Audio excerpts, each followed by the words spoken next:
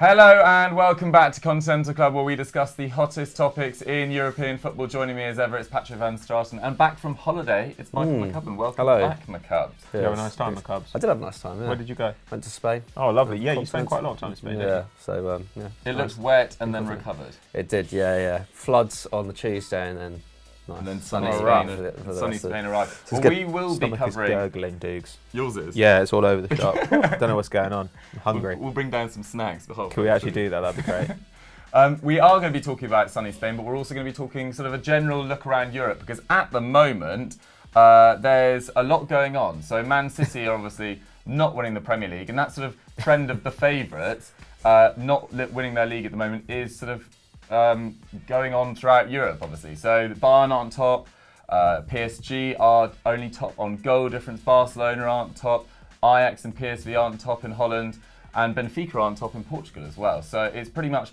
spreading around Europe. And Jasper Strampel has asked, do RB Leipzig have a realistic chance of winning the league? So we're going to start off with the Bundesliga and then take a trip around Europe. But before we do so, please remember to subscribe to the channel and hit that notification bell to never miss a video. I know I say it every week, but we do need to get those subscribers up. So please subscribe if you haven't already. But let's start in the Bully, McCubbs. I know you've been away for a bit, but what have you caught so far and where do you see it going? I've not caught a huge amount, but I did watch did kind of like have a bit of a look earlier at the Dortmund Union Berlin highlights, which was great. Amazing to see Union Berlin, kind of start so emphatically in the Bully. Obviously, like Leipzig beat them 4-0 afterwards. So that gives a little bit of a kind of representation of what's happened so far in Germany. And obviously Leipzig top, they've got 3 wins from 3. They scored 9, conceded 2. So really, really good start for Nagelsmann at Leipzig. Obviously Bayern drew on the opening day, so they've fallen behind a bit, and Borussia lost to Union Berlin. So those 3 are obviously the 3 that are going to be going for the title this season, and it is going to be really good to see. Obviously, I would still put my money on Bayern personally. Just because I feel they still do have the best strength and depth of those sides, but it's clearly going to be like probably a better title race than even last season, considering that Borussia have strengthened as well. But Leipzig, do look really, really exciting. Timo Werner is right back on form, because obviously last season he wasn't really at the peak of his powers last season, but obviously 5 goals in those 3 games, an average of 1 every 47 minutes. I think he's getting over 3 shots in the box a game, 4.6 shots overall. So Bitz has also had a great start.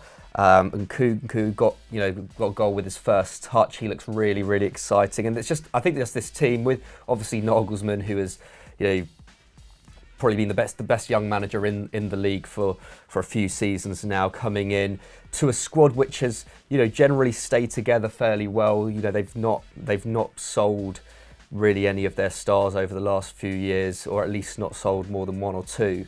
And so you do have this unit that has played together for a long time as well. And now with a manager as exciting as Nagelsmann and as proven in the league and as experienced, it just feels like this is maybe they're starting to explode, obviously. And we've talked about this before, of course. But I do still think that, I don't know, I just still would back Bayern, even though they didn't have the best summer.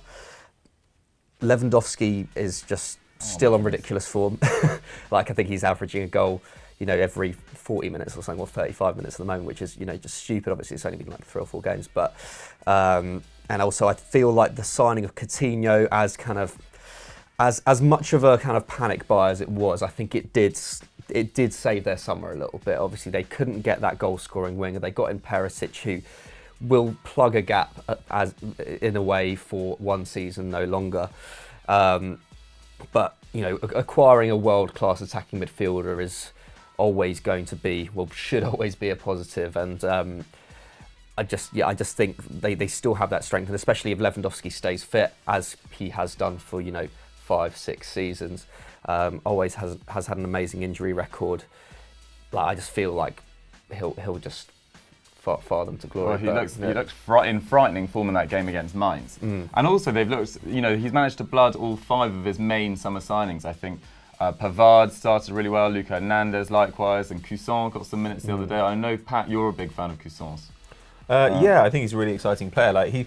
My only concern with him is that Gladbach were willing to sell him, because 2 seasons ago he had an incredible season, then last year played very little. And was that an issue with the coaches, or? It seems like it was. I mean, I think he had some injury issues as well, but when you think that Gladbach is now being run by Marco Rosa, René Maric, and there's their director of football behind the scenes who's called Max Ebel, and they are generally probably some of the smartest minds around in European football at the moment, and they were all willing to let a really, really promising young player leave.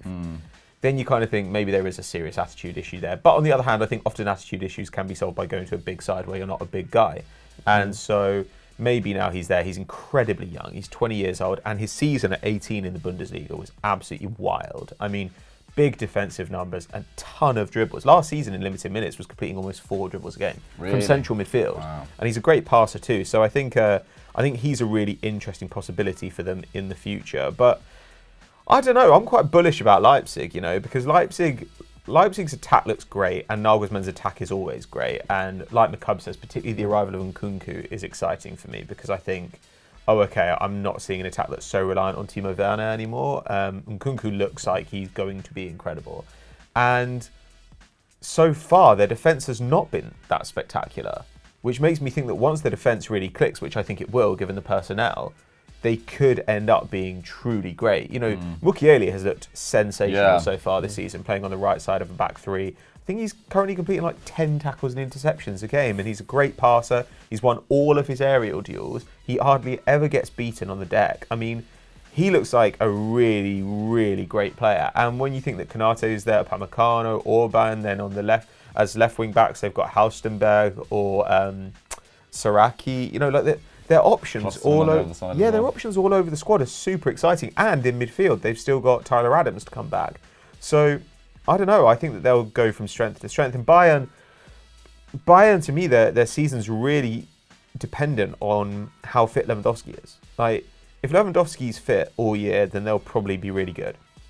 If Lewandowski gets injured, I think Coutinho is going to make up a lot. I think Coutinho is actually going to be incredible for them. But without Lewandowski, I don't think even Coutinho can. His creativity, who's it going to? Like, just Gnabry? It's Muller and Jan Verarp, I think. Yeah, Jan Verarp, who's what, 19? Yeah. So and I mean, they've got some other players. Like Alphonso Davies could take a step forward this season. Kingsley Coman, if he's fit all season, that would be tremendous for them. Gnabry looked great last year, though partially that's a function of playing alongside Lewandowski, he's a great player, and great players tend to draw the guys around them into their orbit and make them better. But I don't know if I've said this like 3 weeks running, but I just feel Leipzig this year. I do think I feel like Dortmund are clearly the third best of these sides, despite their additions. Yeah, I mean, it would be exciting. It'd be an incredible story as well. I think they were only created 11 years ago, Leipzig. They've only been in the top flight for I think this is their 5th year. So obviously they're bankrolled pretty successfully by Red Bull, but it would be a great a great story. And Dortmund, despite that defeat to Union Berlin, I mean, Paco Alcacer started very well again. Jadon Sancho has just been electric so far. So I'm not ruling them out of the mix just yet, especially when Torgan Hazard and Julian Brandt really become accustomed to that way of in Favre's system. So I think, the Bundesliga could potentially be the most exciting title race around. But let's have another look at another league in La Liga, because it's been a really interesting start in La Liga, I think. I think Real Madrid have looked surprisingly good, but results haven't been great. And then Barcelona have just, 1 win, 1 draw, 1 loss, and they're sitting 8th. I think Real Madrid are 5th. I think it's the top 4 of Atletico Madrid, Athletic Bilbao, Sevilla, and Getafe, I think it is. Oh, no, sorry, Levante. Right. Getafe looking very good defensively. Real Madrid getting a ton of shots, which is a real increase from last year. Atletico Madrid having something like 6 shots a game, which is something like 13th in the division, but getting 4 of them on target, being ultra clinical. And scraped 2 1-0 wins in their first 2 games, and then had that fantastic comeback against Eibar. So it's all quite difficult to really make sense of it at the moment. Obviously, both Barcelona and Real Madrid have huge injury issues at the moment. And you imagine when they settle down, things will maybe slip into more of normality. Although I do think Sevilla and Atletico Madrid have improved a lot this summer. And I think I probably was a bit harsh on Atletico Madrid throughout the summer, saying that their recruitment wasn't good enough. when actually they look pretty solid. And at least like a lot of the players seem to fit very well into that Simeone system, particularly Hermoso at the back. I think he started really well. But Macabs, as our sort of honorary Catalan on You always the say team, this, yeah, and I'm always You are our honorary I'm unqualified to take that title. Okay. But Barcelona, obviously, Messi out injured, Yeah. but some of the younger players have had some minutes in recent weeks. Yeah, and like pretty good. Ansu and Carlos Perez and whatnot. Yeah, Carlos Perez had a really electric start, and Ricky Puig as well. Like among Barca fans, at least, is kind of seen as the real like guy to step into that midfield and kind of actually hold a place there. Kind of, so I guess like the idea of kind of Frankie De Jong, Artur, and Puig as the kind of midfield three is now seemingly kind of the thing. Obviously, Rakitic is still fantastic, but aging out over the next kind of 2 years. So yeah, I think I'd still say that Barca are favourites, but obviously these injury problems up front have really hit them hard, and obviously kind of brings it back to the over-reliance on Messi that we've seen over the last 2 years. Not having Suarez in there as well, and Griezmann, when he's played in the centres, looked very good. But once Messi does come back in, where does that leave Griezmann? And Ousmane Dembele still seemingly whatever tensions there were before, that still hasn't quite dried up. Still not, clearly still not trusted enough by the Barca hierarchy. So there's all these different things, and obviously when Barca aren't winning week in, week out, the pressure instantly mounts on Valverde as well. So yeah, it's going to be a really interesting season for Barca. I think, seeing how Frankie De Jong adapts. I don't think he's had like the greatest start to his Barca career, and obviously in a team which is a little bit hickledy-pickledy at the moment. Probably not great for him considering the kind of stability that he was used to last season at Ajax. So yeah, there's a number of factors at play. I think once Messi's back, we'll probably see Barca firing on all cylinders again. But it's interesting at the moment, it's a little bit uncertain. But and yeah, I don't know. Like it's weird because like I think not only you Dukes, but I think all of us generally agreed that Atleti had the worst summer out of Barca, Real, and themselves. And so far, they're the ones who have had all their signings gel fairly well, and have really started on the front foot. So it's definitely a surprise how this La Liga season has started. Yeah, I mean particularly I said Hermoso, but also Renan Lodi's looked like one of their best threats. I think he's the only player to be averaging over one key pass a game, which is pretty worrying if you're Simeone. Vitolo's obviously come on and got a couple of goals as well after a pretty low-key couple of years at Las Palmas and Atleti last year. So it'll be interesting to see how that develops. But Barcelona's midfield I think is going to be fascinating this year because Vidal's looked very good when he's played. And Artur, as much as I like Arthur, but you just feel like you want more. If you're going to be the long-term heir to Iniesta, which is what he was supposedly brought in for, and obviously no one wants that title, but in terms of goals and assists, it's never really been for him. He's a very tidy-looking player, but it was great to see him get a goal against Osasuna at the weekend. I mean, Pat, what do you think about Arthur and the combination in Barcelona's midfield? Because I don't really know if you're Valverde, who you sort of line up with, because Busquets isn't looking his best either. Yeah, well, I mean, Busquets has been kind of on the downside now for over a year, but I mean, I don't know. I don't necessarily think that goals and assists are even what Iniesta did. Like, if you look at the 2009-10 season, which was like the height of Guardiola football, I think Iniesta was involved in 6 league goals that season. Oh, okay. Whereas Xavi was involved in 19. So it was actually Xavi who was kind of like doing the majority of that kind of goal contribution from the midfield. I never knew that. And also, at the moment, Barca just took a little bit of a state. Like, it's possible that will tick up with Artur because he'll be able to get forward a little bit more now that De Jong's there to cover. Whereas last season, Busquets didn't really have the legs to cover so much ground by himself, and they were playing with an extremely conservative midfield and relying on great attackers to do attack by themselves. Weirdly though, they've actually played in their last game against Osasuna somewhat similarly to the way Atleti have played. Atleti so far, their most important attacking passer has been Kieran Trippier. Kieran Trippier has been, I think he leads the team in passes into the box. And generally speaking, most of their dangerous attacks have come down their right-hand side as a result of him. Though I do worry about Atleti because of the low shot numbers. I don't really see that as sustainable. Yeah, I was going to say. But actually, that's kind of how Barcelona played at the weekend as well. Like, they couldn't create anything in the final third. And you know who they're relying on to break it? they're relying on Jordi Alba. And that's really troubling for me. Like, I just look at this Barcelona side and I think they will click at some point. But if Atleti really do take flight, or even if Sevilla do, you could be enough points behind that it's impossible to make it back. Whereas Real Madrid, I feel pretty confident about. Like, Real Madrid, I just don't think are very good. Like, they've got good shot numbers so far, but they've got horrific defensive numbers. Like, they were dreadful defensively against Celta. They've been dreadful defensively, actually, in their last couple of games. They certainly were against Villarreal. Yeah. And when you look at their defensive personnel, those are fine, but the midfield just has nothing. It's so porous, because Casemiro is great, but there's only so much he can do on his own. And Kroos is now... I mean, I'm banging on about this a lot, but Kroos is looking like a problem. Like, he's a good passer still, obviously, but he's never been really a plus defender in the middle of the park. No. And now he's actually a negative playing in a three-man midfield because he just does not have the legs. Although I did see his Modric is 34. His creativity is Modric saved them. Yeah, though he does take set pieces. He does take set pieces, but I think he's averaging over 4 key passes a game. Yeah, but it doesn't necessarily matter if your defence is giving up big chances. Yeah, no. And so while they're out shooting opponents a lot, they're not particularly getting ahead of them on expected goals, really. And I just think... Although I think Ferland Mendy started the last game, and you expect that to solidify the left-hand side. Yeah, definitely. Because he's a really good two-way fullback, whereas Marcelo Marcelo had actually a real kind of surge upwards in his defensive numbers over the last few seasons, but now I think is slowing down physically, and that's kind of having an effect.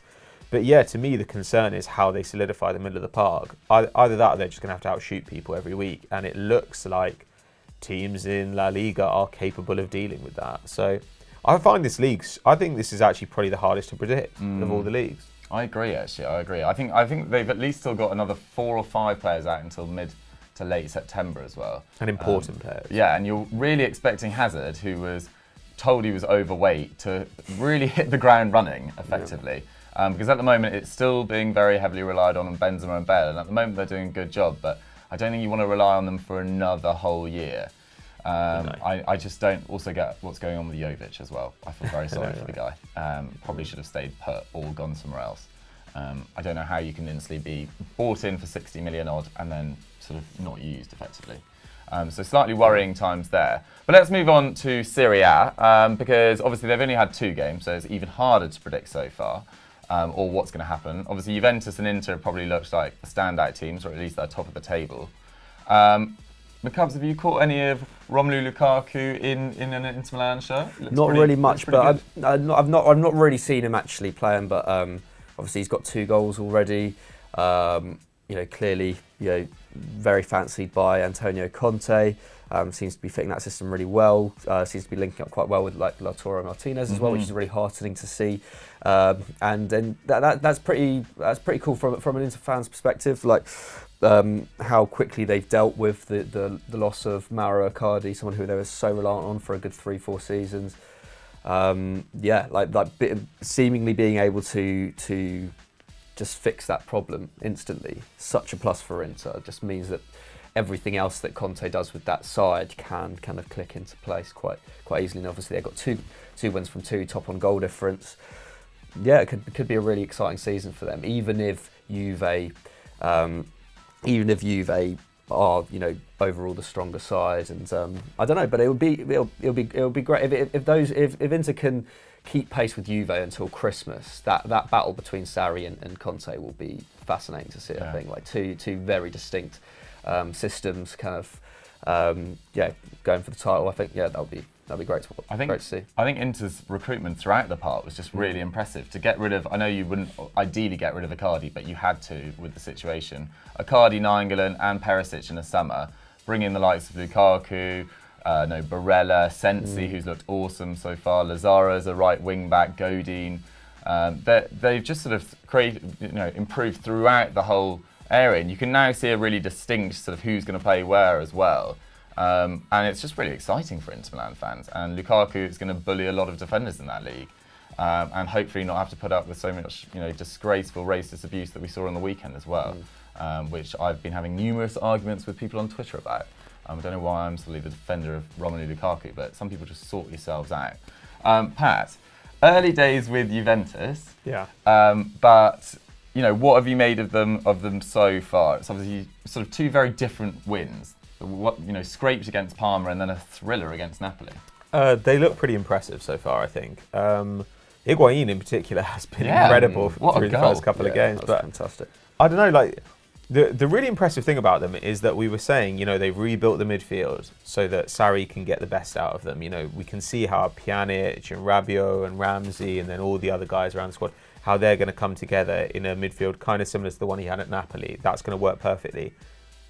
But actually, he started the season with a midfield of Matuidi, Khedira, and Pjanic, and they've still looked great. Like Khedira's been great so far. So has Matuidi. Like I don't know how he's doing it. I mean, I still think there's a better front line in there than Ronaldo, Higuain, and Costa. But it seems to be working for them. Obviously, defensively, they were pretty suspect against Napoli, but Napoli can do that to good sides. And also, I think the midfield will be a lot more solid once Rabiot's in there. And also, I think De Ligt had pretty much a nightmare debut, had a genuinely dreadful match. Like, didn't track Lozano for the goal. Like, just awful all round. And clearly, he's going to be better than that. He's going to need to be because Chiellini's out all season, or probably going to be out all season. I don't know. I think Inter are going to be really, really good this year.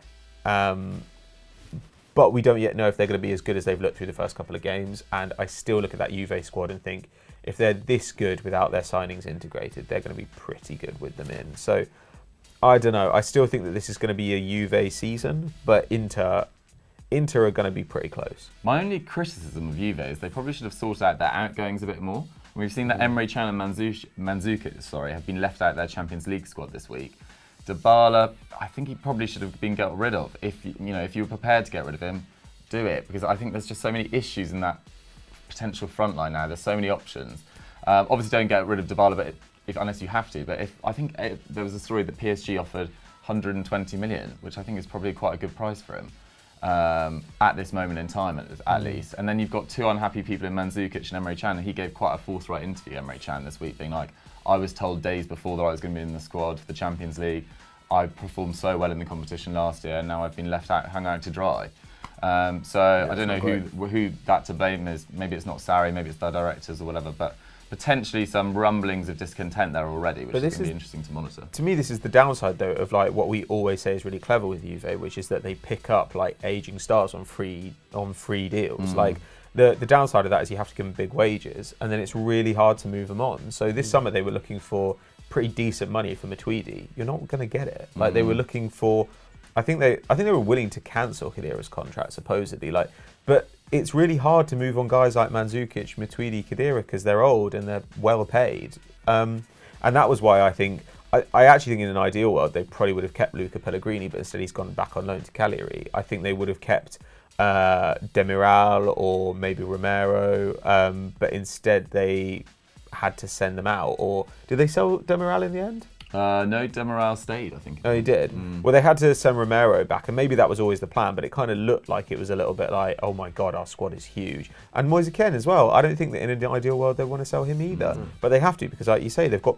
I mean, we haven't even talked about Cuadrado and Bernardeschi, who are still there as well. So their squad is absolutely enormous, and I think it's going to take a couple of years for them to turn it around, because as good as it is to go and get to go and get stars basically who are coming to the ends of their contracts, you do face a problem once they get to 32, 33 and they're not good enough to contribute at the top level anymore.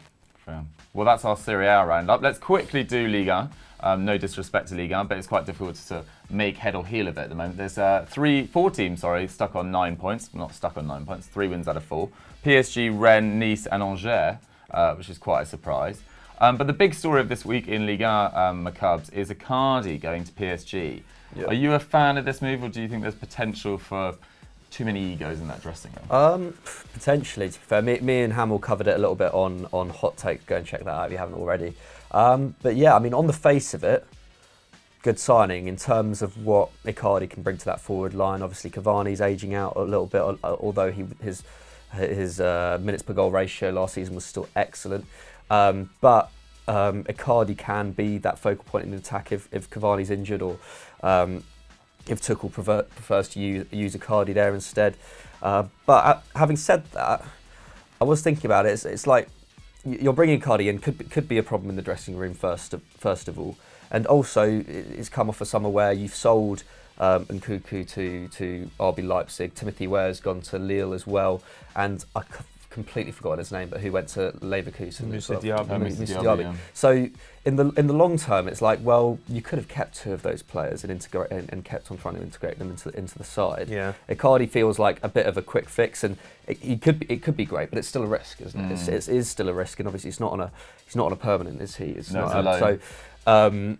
So yeah, it could work out really well, and especially if they're wanting to challenge for the Champions League as well. I can definitely see the appeal, but I don't know. Yeah, it's definitely a risk. It's definitely a risk in a summer where they've kind of, you know, they were very adamant on kind of not picking up egotistical players and not picking up big stars. There's definitely a risk in there. I think it's there's definitely a risk, but I think it's a good move in that Cavani, before last year, I can't really remember him being regularly injured. He seemed to have a body that just was like 35 games a year, bang 30 goals for about 5 years in a row at PSG. Then last year, all these niggly little injuries, and he was a big loss. Choupo-Moting obviously played quite a few games last year to very little effect. Looked better this campaign, but having an out-and-out goal scorer like Icardi in that side, I don't know how it's going to work necessarily in terms of sort of the relationship between him and Mbappe and Neymar. They're three very different style players, or at least two very similar players, and then Icardi. So that'd be quite interesting to see. But I think it's a great pickup. Fit and motivated, I think he'll be a great addition. And it's only for a year. They can afford his wages. They don't have to buy him permanently next year. I think it's potentially a great move. I don't think it makes them Champions League favourites or even in the reckoning, potentially. But I think it gets them more up there. Pat, what are your sort of final thoughts on Icardi? Or we sort of covered it. Yeah, I think Icardi's kind of done. But I like Diallo. He's going to be a good addition for them. But I think the failure to address the fullback situation is a real problem for them. Like, I love their midfield work, though none of those guys are starting. I think Gay and Herrera actually do make them a threat in the Champions League. I think that's a really hard midfield to play through for any side in the world. And if Neymar and Mbappe and Icardi and Cavani are on song and Di Maria and Sarabia, then you do look at them and think, wow, that's a pretty dangerous front line as well. So I don't know. I think that they've got the raw materials to go really far in the Champions League, but I still just look at them and think Meunier and Bernat, or if you're not Bernat, you could play Diallo at left back, but it doesn't really fill me with joy. As good as a signing as Diallo is, he's still playing Marquinhos in midfield as well. It just seems a little bit of a muddled summer. Yeah, you could play Thilo Kehrer on the right as well. Yeah. But Lyon have actually started pretty well. Memphis Depay started very well. Moussa Dembele's got 3 goals, I think, already. I think Thiago Mendes has apparently started very well in the middle of the park. Haven't actually caught that much of Lyon so far, but this is just what I've seen on Twitter. So it could potentially be really interesting. And obviously Rennes, with the story of Camavinga, are going to be intriguing to keep an eye on this season as well. So Ligue 1 could potentially be interesting. And then the Eredivisie at the moment, Ajax and PSV are behind Vitesse on the benefit of not having played. They played a game less.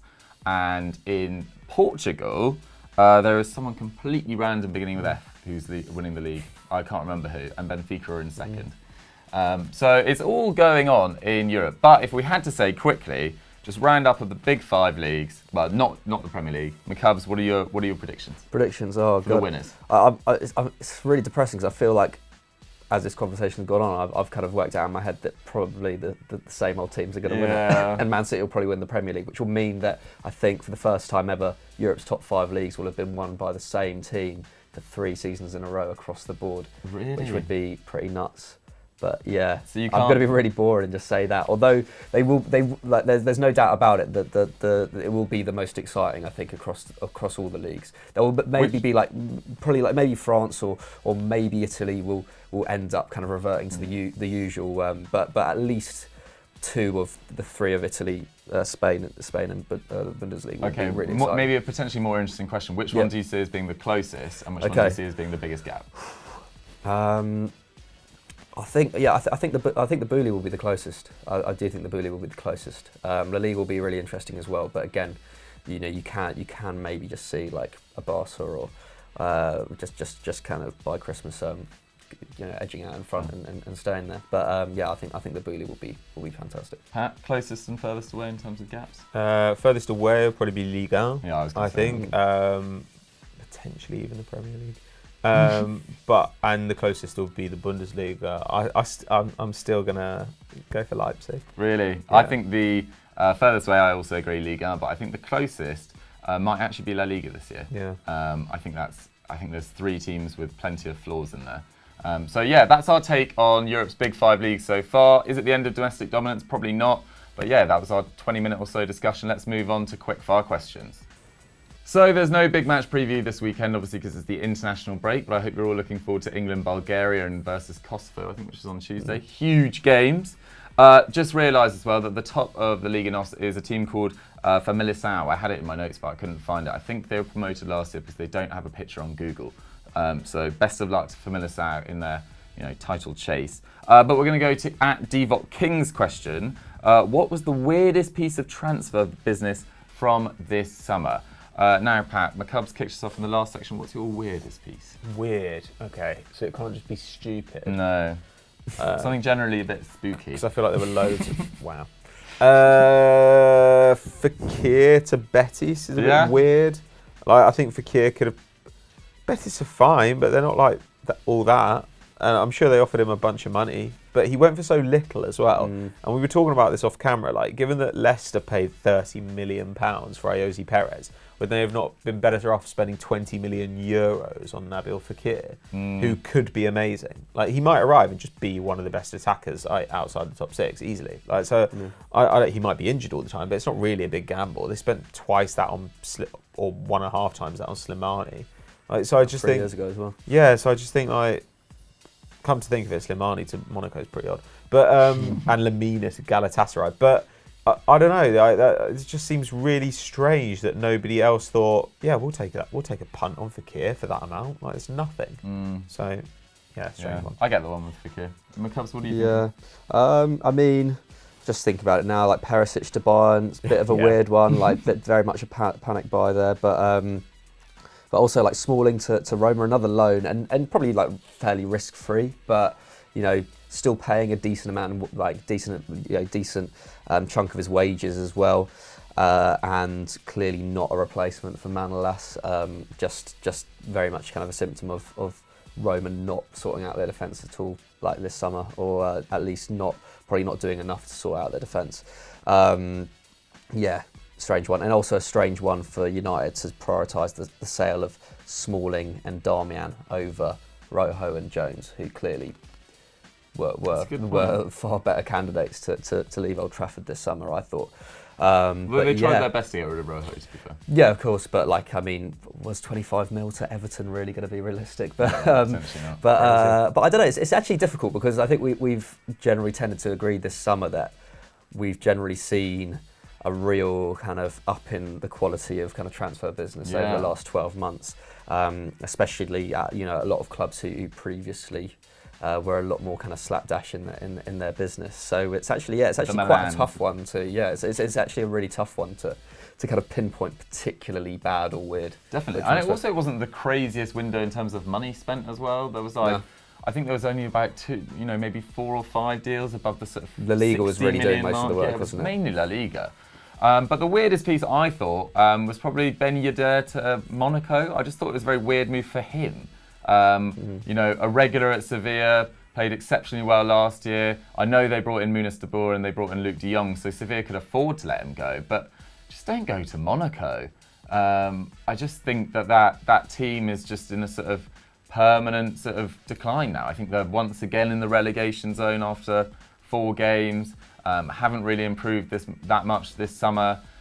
Look at their signings, as Pat mentioned, Slimani. I mean, their signings from last year should be a year older, and they bought very young the year before, and Golovin should improve. But I just don't know why you'd want to go to Monaco, obviously for reasons that aren't financial.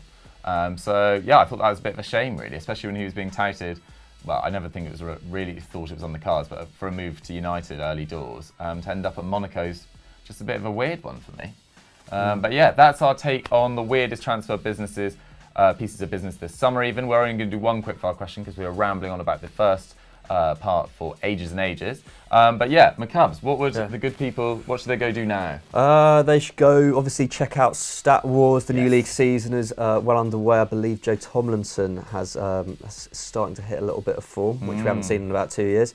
And just, I don't know, go over to FD Hot Takes, tens, all We need that, to all that good talk. stuff. Yeah, we need to talk as well out today. Nice. Pat?